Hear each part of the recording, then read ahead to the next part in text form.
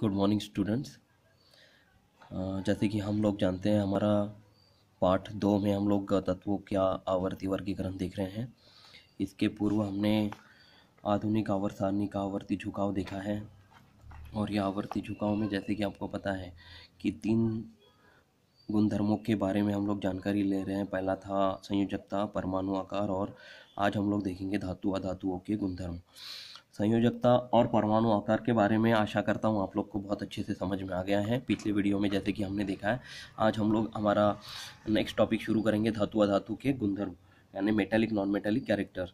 जैसे कि आपके सामने ये नीचे किताब में एक आधुनिक आवर्त सारणी की रचना दी गई है। इसमें आप लोग को एक नीले रंग का भाग दिख रहा है। ये सभी धातु तत्व के बारे में जानकारी बताते हैं। ये सभी धातु के तत्व हैं। इसके अलावा जो गेरुआ रंग आप लोग को दिख रहा है, ये वाला, ये सभी तत्व अधातुओं के बारे में आपको जानकारी यानी कि गुणधर्मों बताते हैं। ये सभी तत्व अधातु हैं, ये सब धातु हैं। और इनके बीच में जो आने वाले तत्व हैं वो धातु सदृश तत्व हैं। जैसे कि आपको आधुनिक आवर्त सारणी में जैसे कि यदि आप लोग देखते हैं तो ये तत्व आप लोग को बोरॉन, सिलिकॉन, आर्सेनिक, टेलेरियम, जर्मेनियम और एंटीमनी, ये तत्व आप लोग को दिखाए जाएंगे। मैं बताता हूँ आपको। ये देखिए आपके सामने ये तत्व है बोरॉन, सिलिकॉन, आर्सेनिक, टेलेरियम और जर्मेनियम और एंटीमनी। ठीक है, ये जो नीले रंग के और ये पोलोनियम, ये जो तत्व हैं, ये आपको ज़्यादा डार्क नीले किए गए जो तत्व हैं, ये अधातुओं के तत्व के बारे में आपको जानकारी बताते हैं। और एक अधातु सॉरी ये जो तत्व है ये धातु सदृश तत्व है। ये धातु, ये जो इधर वाले जो तत्व दिख रहे हैं आप लोग को, ये सभी धातु हैं। इधर वाले जो हैं वो सब अधातु हैं, ये धातु सदृश है। और ये जो हाइड्रोजन है ये भी अधातु में आता है। जैसे आपको यहाँ पे दिखेगा आपको ये रंग इसका, इसमें आपको ये हाइड्रोजन का जो जगह है हाइड्रोजन की, उससे यह समझ में आ रहा है कि ये अधातु तत्व हैं। तो आज हम लोग इसके बारे में जानकारी लेंगे। जैसे कि आपको सबको पता है कि धातु और अधातुओं के बीच में हम लोग एल्यूमिनियम और फास्फोरस, ये 2 उदाहरण देखते हैं। ये तीसरे आवर्त में प्रेजेंट है, मौजूद है। ये तीसरे आवर्त में एल्यूमिनियम का इलेक्ट्रॉनिक संरूपण है 2, 8 और 3, यानी कि इसमें परमाणु क्रमांक, इसका परमाणु क्रमांक 13 है और इसमें 13 इलेक्ट्रॉन्स हैं। और ये 13 इलेक्ट्रॉन इस तरह से घूम रहे हैं। पहली कक्षा में 2 इलेक्ट्रॉन है, फिर दूसरी कक्षा में 8 इलेक्ट्रॉन है, 1 2 3 4 5 6 7 और 8, और तीसरी कक्षा में 1 2 और 3 ही इलेक्ट्रॉन्स हैं। आप लोग के सामने ये दिख रहा है। वैसे ही फॉस्फोरस अगर हम लोग देखेंगे तो फास्फोरस में 15 इलेक्ट्रॉन है, परमाणु क्रमांक 15 है और इलेक्ट्रॉनिक संरूपण 2, 8 और 5 है। तो इसके पहली कक्षा में 2 इलेक्ट्रॉन हमने दिखाए हैं यहाँ पे। फिर दूसरी कक्षा में हम लोग 8 इलेक्ट्रॉन दिखाए, 1 2 3 4 5 6 7 और 8, और तीसरी कक्षा में हमने यहाँ पे 5 इलेक्ट्रॉन दिखाए, 1 2 3 4 और 5। तो जैसे आप लोग ये आवर्त के बारे में देख रहे हैं। यदि हम लोग समूह के बारे में देखेंगे तो हर समूह में, जैसे पिछले बार मैंने ये आकृति आप लोग को ये पेज PDF फाइल में आपको सेंड किया हुआ है। तो इसमें जैसे हाइड्रोजन, फिर लिथियम, सोडियम, पोटेशियम और रुबिडियम के बारे में अगर बात करें तो हर एक आने वाले समूह में ऊपर से नीचे के तत्वों में आपको एक एक कक्षा बढ़ती हुई दिखाई देंगी। यहाँ पे 2 कक्षाएं हैं, यहाँ पे 3 कक्षा बढ़ गई, यहाँ पे 4 कक्षाएं हैं और यहाँ पे फिर 5 कक्षाएं, यहाँ पे फिर आपको ये 5 कक्षाएं बढ़ती हुई दिखाई दे रही है जिनकी संयोजकता 1 है। तो समूह में क्या होता है कि कक्षाएं बढ़ती हैं, इसलिए केंद्रक और आखिरी कक्षाओं के बीच में बहुत अंतर होता है और अंतर होने की वजह से उनके बीच में आकर्षण कम हो जाता है ना। और ये आकर्षण कम होने की वजह से ये इलेक्ट्रॉन, आखिरी कक्षा वाला इलेक्ट्रॉन, ये समूह के तत्व देने के बारे में सोचते हैं। कोई भी इलेक्ट्रॉन हम लोग किसी और को दे देंगे तो हमारी जो अष्टक है वो पूर्ण हो जाएंगे, स्थिर हो जाएगा वो। और स्थिर कैसे होगा? जैसे यहाँ पे आर्गॉन में हमने इलेक्ट्रॉनिक संरूपण 2 8 8 देखा, तो 8 8 मतलब ये ऑलरेडी संपूर्ण संयोजकता वाला तत्व है। मतलब इसमें किसी को लेने की और देने की कोई जरूरत ही नहीं पड़ती, इसमें पूरे के पूरे अष्टक भरे हुए हैं। परंतु यहाँ पे इसको अष्टक भरने के लिए इसको एक इलेक्ट्रॉन किसी और तत्व को देने की जरूरत पड़ेगी। ये कक्षा निकल जाएंगी और यह पूर्ण हो जाएगा। 2 और 8 ये पूर्ण तत्व ये बन जाएगा, है ना। यहाँ पे भी एक इलेक्ट्रॉन दे देगा तो ये कक्षा भी निकल जाएगी और यहाँ पे 2 8 8 ऐसा एक पूरा का पूरा ये तत्व बन जाएगा या पूर्ण हो जाएगा। ये हमारा उद्देश्य है धातु और अधातु के गुणधर्म देखने के पीछे।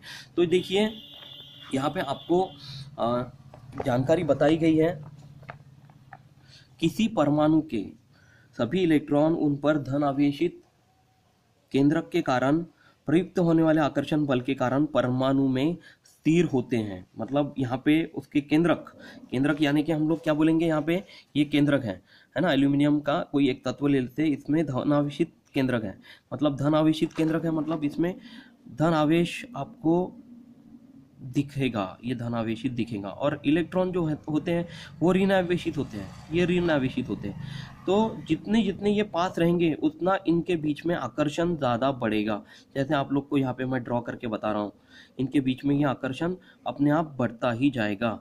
तो इलेक्ट्रॉन, जितने इलेक्ट्रॉन थे इस तरह से मैंने दिखा दिए, और केंद्रक में धन आवेशित कण यहाँ पे आपको दिख रहे हैं। तो ये आकर्षण बल इनके परमाणु के बीच में स्थिर होते हैं। संयोजकता कवच के इलेक्ट्रॉन पर आकर्षण बल प्रयुक्त करने वाला संयुक्तता कवच के इलेक्ट्रॉन और परमाणु केंद्रक के बीच स्थिर आंतरिक कवचों में भी इलेक्ट्रॉन पाए जाने के कारण संयोजकता इलेक्ट्रॉनों पर आकर्षण बल प्रयुक्त करने वाला परमाणु केंद्र की आवेश यह मूल केंद्र की आवेश की अपेक्षा थोड़ा कम होता है। मतलब इसमें जो आकर्षण है वो थोड़ा कम होगा, है ना। अगर हम लोग इलेक्ट्रॉन और केंद्रक के बारे में बात करेंगे तो धातुओं में पाए जाने वाले संयोजकता इलेक्ट्रॉन की कम संख्या, ये धातुओं में पाए जाने वाले इलेक्ट्रॉन नहीं है। ये एल्यूमिनियम की बात करेंगे, एल्यूमिनियम ये धातु में आता है, जैसे अभी थोड़ी देर में हमने देखा था। हाँ, यहाँ से नहीं, ये धातु में आता है एल्यूमिनियम। और धातुओं के बारे में अगर बात करें तो हमारा एल्यूमिनियम की संयोजकता कितनी होगी, जैसे हमने देखा यहाँ पे 3 इलेक्ट्रॉन इसके बाहरी कक्षा में प्रेजेंट है, तो यहाँ पे ये धातु में आता है तो इसको 3 इलेक्ट्रॉन देने की जरूरत पड़ेगी। तो धातुओं में पाए जाने वाले संयोजकता इलेक्ट्रॉन की संख्या 1 से 3 इतनी होती है। और परिणामी केंद्रकीय बल इन दोनों घटकों के एकत्रित परिणाम के कारण धातुओं में संयोजकता इलेक्ट्रॉन खोकर स्थायी निष्क्रिय गैसीय समरूपन वाला बनने की प्रवृत्ति होती है। जैसे देखिए, आपको पता है कि धातुओं में 1 से लेकर 3 इलेक्ट्रॉन प्रेजेंट होते हैं, तो ये 1 से लेकर 3 संयोजकता वाले इलेक्ट्रॉनों को ये क्या करेगा, किसी को देने में ज़्यादा फायदा महसूस करेगा। तो इन दोनों के बीच में क्या होता है कि आकर्षण बहुत कम होता है। आकर्षण कम इसलिए होता है क्योंकि वो देने के बारे में सोचता है, और आखिरी कक्षा में कोई भी 3 इलेक्ट्रॉन या 1 इलेक्ट्रॉन या 2 इलेक्ट्रॉन पाए जाने के बाद वो क्या करता है कि किसी को दे दे, तो उसका जो अष्टक है वो पूरा हो जाएगा, स्थिर हो जाएगा। अब हम लोग जो जिनका आखिरी कक्षा में 4 से लेकर 7 इलेक्ट्रॉन जिनके आखिरी कक्षा में मौजूद हैं, उनके बारे में अगर बात करें तो इसमें क्या होता है कि पहली कक्षा में 2, दूसरी कक्षा में 8, तो इनका धन आवेशित जो कण होते हैं, ये धन आवेशित कण आप लोग को दिख रहे हैं, ये इलेक्ट्रॉन्स है इसके चारों ओर घूम रहे हैं। तो इलेक्ट्रॉनों के बीच में कोई भी बाहरी कक्षा में जो इलेक्ट्रॉन आप लोग को दिख रहे हैं, ये बाहरी इलेक्ट्रॉन जो है वो 5 इलेक्ट्रॉन होने के बाद कोई भी 3 इलेक्ट्रॉन अपने पास लेने में ज़्यादा आकर्षण महसूस करते हैं। कोई भी दूसरा तत्व है उससे आकर्षित होकर उनसे 3 तत्व लेकर अपना अष्टक पूरा करेंगे। इसके लिए ये जो अधातु वाले तत्व है, ये फास्फोरस है, ये अधातु में आता है ना, दिख रहे, ये फास्फोरस जो है वो अधातु है। तो इसमें क्या होगा कि इनका जो संयोजकता होती है वो भी 1 से लेकर 3 ही होती है, परंतु ये जो अधातु वाले तत्व है वो किसी और से धातु से इलेक्ट्रॉन लेकर अपना अष्टक पूरा करने में ज़्यादा प्रबल होते हैं, ज़्यादा स्ट्रांग होते हैं। तो इसके सामने हम लोग देखेंगे कि किसी एक समूह में ऊपर से नीचे की ओर जाने पर नई कक्षा का निर्माण होकर केंद्रक और संयोजकता इलेक्ट्रॉन इनमें अंतर बढ़ता जाता है। मैंने आपको अभी थोड़ी देर पहले बताया कि जैसे जैसे हम लोग ऊपर से नीचे की ओर जाएंगे तो केंद्रक और आखिरी कक्षा में अंतर बढ़ता ही जा रहा है, हर एक बार कक्षा बढ़ रही है। तो जिसके कारण परिणामी केंद्र की आवेश बल कम होकर संयोजकता इलेक्ट्रॉन पर पाया जाने वाला आकर्षण बल भी कम होता है। इसमें क्या होता है कि वो देने में ज़्यादा इंटरेस्टेड होता है, इलेक्ट्रॉन किसी और तत्व को दे देंगे तो वो आकर्षण बल कम हो जाता है, जिसके कारण संयोजकता इलेक्ट्रॉन खो देने की परमाणु की प्रवृत्ति बढ़ती जाती है। तो इसके लिए वो खोने में ही ज़्यादा अच्छाई महसूस करता है, उसी प्रकार संयोजकता इलेक्ट्रॉन खो देने पर अंतिम कवच के पहले वाला कवच बाह्यतम कवच बन जाता है। जैसे कि मान लेते हैं कि ये सोडियम का आखिरी कवच है, ये आखिरी कवच का एक इलेक्ट्रॉन ये खो देगा तो ये कक्षा भी मिट जाएंगी, है ना। तो ये कक्षा मिट जाएंगी तो सिर्फ 2 कक्षाएं इसमें रह जाएंगी, वो पूर्ण हो जाएगा यहाँ पे, और ये बाह्यतम कवच बन जाएगा। इसका जो ये कवच निकलने के बाद ये जो है वो बाह्यतम कवच बन जाएगा इसके पूर्व वाला। यह कवच पूर्ण अष्टक होने के कारण बनने वाला धनायन को विशेष रूप से स्थिरता प्राप्त होती है, जिसके कारण इलेक्ट्रॉन खो देने की प्रवृत्ति और भी बढ़ जाती है, मतलब बढ़ेगी ना। आखिरी एक इलेक्ट्रॉन उसको खोना है तो इसमें क्या होगा, वो उसकी प्रवृत्ति बढ़ जाएगी, जिसके कारण इलेक्ट्रॉन त्यागने की परमाणु की प्रवृत्ति अर्थात धात्विक गुणधर्म, इसी को इस धातुओं का धात्विक गुणधर्म कहेंगे, जिसमें वो इलेक्ट्रॉन परमाणु में इलेक्ट्रॉन त्यागने की प्रवृत्ति ज़्यादा महसूस करेगा। किसी भी समूह में ऊपर से नीचे की ओर जाने पर तत्वों में धात्विक गुणधर्म में वृद्धि होती है और इसी को उनका झुकाव भी कहते हैं, इसको झुकाव दिखाई देता है ऐसे भी कहेंगे। फिर हम लोग एक ही आवर्त में, अभी हम लोग जैसे ऊपर से नीचे चल रहे थे, हम लोग एक ही आवर्त में बाएं से दाहिनी ओर चलेंगे, पर बाह्यतम कवच वही रहता है ना। आवर्त में जो है तो देखिए लिथियम में 2 ही बाह्यतम कवच है, बेरिलियम में भी 2 ही बाह्यतम कवच है, फिर बोरॉन में भी 2 ही बाह्यतम कवच है ना। तो इन तीनों के बारे में यदि हमने बात की 2 ही बाह्यतम कवच वाले, तो इसमें क्या हो रहा है कि केंद्रक में धमनावशित आयन में वृद्धि होने से परमाणु त्रिज्या कम होने से प्रयुक्त होने वाले परमाणु केंद्रकीय बल में भी वृद्धि होती है। मतलब देखिए यही एक उदाहरण देख लेते हैं हम लोग तीसरे आवर्त का, इसमें 3 कक्षाएं हैं, यहाँ पे भी 3 कक्षाएं हैं, परंतु हम लोग अधातु के बारे में बात करेंगे। तो वृद्धि होने से परमाणु त्रिज्या कम होती है और केंद्रकीय बल में भी वृद्धि होती है। केंद्रकीय बल मतलब कि ये धनावेशित और इलेक्ट्रॉनों के बीच में वृद्धि होती है, जिसके कारण संयोजकता इलेक्ट्रॉन खो देने की परमाणु की प्रवृत्ति कम होती जाती है। देखिए इसको 5 इलेक्ट्रॉन इसकी बाह्यतम कक्षा में है, लेकिन ये खो देगा क्या? नहीं, इसके खो देने की परमाणु की प्रवृत्ति क्या हो जाएगी? कम हो जाएगी, मतलब ये लेने के बारे में ज़्यादा सोचेगा। अर्थात आवर्त में बाएं से दाईं ओर जाने पर परमाणु के धात्विक गुणधर्म कम हो जाते हैं।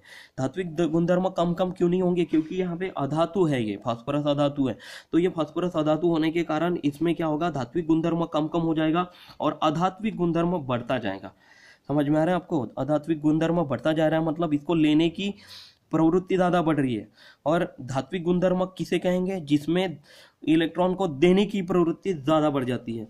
इसके नीचे हम लोग चलेंगे, किसी एक आवर्त में बाएं से दाहिनी ओर जाने पर बढ़ने वाले केंद्रकीय आवेश बल और कम होने वाले परमाणु त्रिज्या, इन दोनों घटकों के कारण संयोजकता इलेक्ट्रॉनों पर प्रयुक्त होने वाला परिणामों केंद्र की आवेश बल बढ़ता है और संयोजकता इलेक्ट्रॉन अधिकाधिक आकर्षण बल से बद्ध होते हैं। मतलब ये केंद्र की आवेश बल बढ़ता है और इलेक्ट्रॉन अधिकाधिक आकर्षित बल महसूस करते हैं, है ना। इसमें केंद्र की आवेश बल बढ़ेगा और इलेक्ट्रॉन ज़्यादा से ज़्यादा आकर्षण महसूस करेगा। इसी को परमाणु की विद्युत ऋणात्मकता कहते हैं। क्या कहते हैं? विद्युत ऋणात्मकता। तो किसी एक आवर्त में बाईं से दाहिनी ओर जाने पर बढ़ने वाली विद्युत ऋणात्मकता के कारण बाहर से इलेक्ट्रॉन ग्रहण करने पर अष्टक स्थिति में ऋणायक बनाने की परमाणु की क्षमता बढ़ती है। देखिए बाहर से मतलब ये धातु से कोई 3 इलेक्ट्रॉन लेकर इसका विद्युत ऋणात्मकता बढ़ी हुई है और ये बढ़ी हुई होने के कारण ये इलेक्ट्रॉन को ग्रहण करेगा और अष्टक स्थिति में पूर्ण हो जाएगा, है ना। अष्टक स्थिति में मतलब यहाँ पे 5 इलेक्ट्रॉन है, तो यहाँ पे 1 इलेक्ट्रॉन, 2 इलेक्ट्रॉन और ये 3 इलेक्ट्रॉन बढ़ने की वजह से ये क्या हो जाएगा, इसका अष्टक पूरा हो जाएगा, है ना। तो तत्वों की ऋणात्मकता बनाने की प्रवृत्ति अथवा विद्युत ऋणता अर्थात तत्वों की अधात्विक गुणधर्म इसे कहेंगे। ऋणात्मक क्षमता बढ़ रही है, यानी कि ऋणता बढ़ रही है और दूसरे इलेक्ट्रॉनों को अपने आप आकर्षित कर रहा है, खींच रहा है। 3 इलेक्ट्रॉन, यहाँ पे 3 इलेक्ट्रॉन बढ़ने से क्या हो जाएगा, ये 8 बन जाएगा, तो ये पूरा हो जाएगा। फिर 2, 8 और 8, ये फास्फोरस जिसका परमाणु क्रमांक 15 था, तो ये 3 इलेक्ट्रॉन लेने से फास्फोरस 18 हो जाएगा और ये स्थिर हो जाएगा। इसी को हम लोग इसकी विद्युत ऋणात्मकता कहेंगे, और यहाँ पे उसके अधात्विक गुणधर्म है वो क्या हो जाते हैं, बढ़ते जाते हैं। ठीक है, तो स्टूडेंट्स हम लोग हमारे आखिरी पड़ाव की तरफ चल रहे हैं आज। इसमें आज आप लोग को इससे सदैव ध्यान में रखिए, बोला गया है, ये आप लोग ध्यान से पढ़िए। किसी भी समूह में ऊपर से नीचे की ओर जाने पर तत्वों की विद्युत धनता बढ़ती जाती है तो विद्युत ऋणता कम होती जाती है। देखिए ऊपर से नीचे जा रहे हैं हम लोग, विद्युत धनता क्या हो रही है, बढ़ रही है, परंतु ऋणता क्या हो रही है, कम हो रही है। इसलिए ये देने के बारे में सोचेगा, और जब ऋणता ज़्यादा हो जाएगी तो वो इलेक्ट्रॉन लेने के बारे में सोचेगा। तो किसी भी आवर्त में बाएं से दाहिनी ओर जाने पर तत्वों की विद्युत ऋणता बढ़ती जाती है।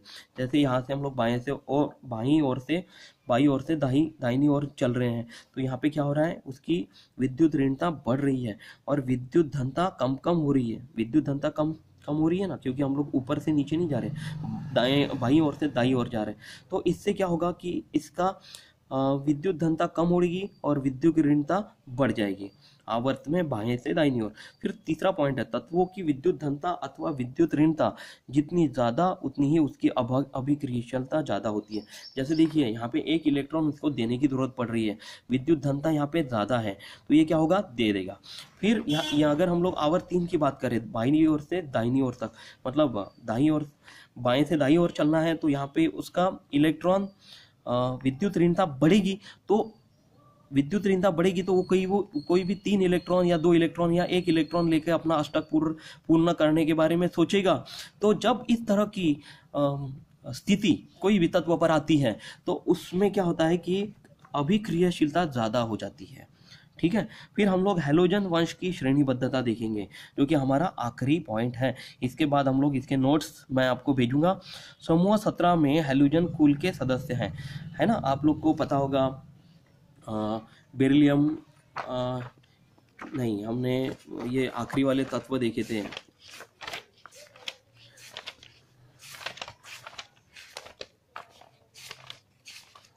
Helium, neon, argon, krypton, xenon, radon और ऑग्नेशन। तो ऑग्नेशन, ये यहाँ तक एक दो तत्व अगर याद आपको नहीं भी रहे तो भी चलेगा। आप लोग ये हैलोजन तत्वों को समूह 18 में आने वाले तत्वों के बारे में ये बोल सकते हैं। तो ये समूह 17 में, सॉरी, ये निष्क्रिय गैसेस के तत्व हैं। समूह 17 में आने वाले जो तत्व है वो है फ्लोरीन, क्लोरीन, ब्रोमीन, आयोडीन। ये सब जो है वो हैलोजन तत्व हैं, मतलब इनको सिर्फ एक इलेक्ट्रॉन की ज़रूरत होगी। तो सभी के सामान्य अणुसूत्र X2A से हैं। समूह में ऊपर से नीचे की ओर जाने पर उनकी भौतिक अवस्था में श्रेणीबद्धता दिखाई देती है। ठीक है, तो फ्लोरीन, क्लोरीन और ब्रोमीन, फ्लोरीन और क्लोरीन इसमें क्या है आपको बताया गया है, ये है गैस। फ्लोरीन और क्लोरीन देखिए, ये है गैस, फ्लोरीन और क्लोरीन गैस है। और फिर जो आता है ब्रोमीन, ये जो है वो द्रव है। ब्रोमीन क्या है, द्रव। 17, समूह 17 के बारे में देख रहे हैं। अगर आप लोग को परीक्षा में समूह 18 के बारे में पूछा गया तो आप लोग उसको निष्क्रिय गैसेस के तत्व बोलेंगे। या हैलोजन तत्व वाले समूह 17 के तत्व हैं। इसमें नीचे की ओर जाते समय फ्लोरीन और क्लोरीन गैस है, ब्रोमीन द्रव है, और आयोडीन जो है वो ठोस पदार्थ में आता है। इसके बारे में आप लोग को विस्तृत जानकारी नहीं दी गई है। सिर्फ आपको याद रखना है कि समूह 17 में आने वाले जो तत्व हैं उनको हैलोजन वंश की तत्व कहते हैं। उसमें फ्लोरीन और क्लोरीन गैस है, ब्रोमीन जो है वो द्रव है, और आयोडीन ये जो है ठोस है। तो अभी जहाँ तक हमारा पाठ हुआ है उसके बाद हमारा स्वाध्याय शुरू होगा। ये स्वाध्याय के प्रश्नोत्तर आप कोशिश करिए जितने होते हैं आप लोग को आते हैं लिखने की कोशिश करिए। नहीं आते हैं तो मैं आपको नोट्स दूंगा। इन नोट्स को आप लोग को अपनी कॉपी में बनाकर रेडी करके रखना है। और अभी तक की जितनी पढ़ाई हो गई है वो आप लोग पढ़ाई करके रखिए, और वीडियोज़ रेगुलरली देखते रहिए। और सभी विषयों की पढ़ाई करनी है बेटा आपको, परंतु आपको सभी विषयों के नोट्स भी लिखकर रेडी करके रखने हैं, क्योंकि ये भाग जो है वो दोबारा आपको नहीं पढ़ाया जाएगा। So stay connected, keep in touch, keep studying, and God bless you. Thank you.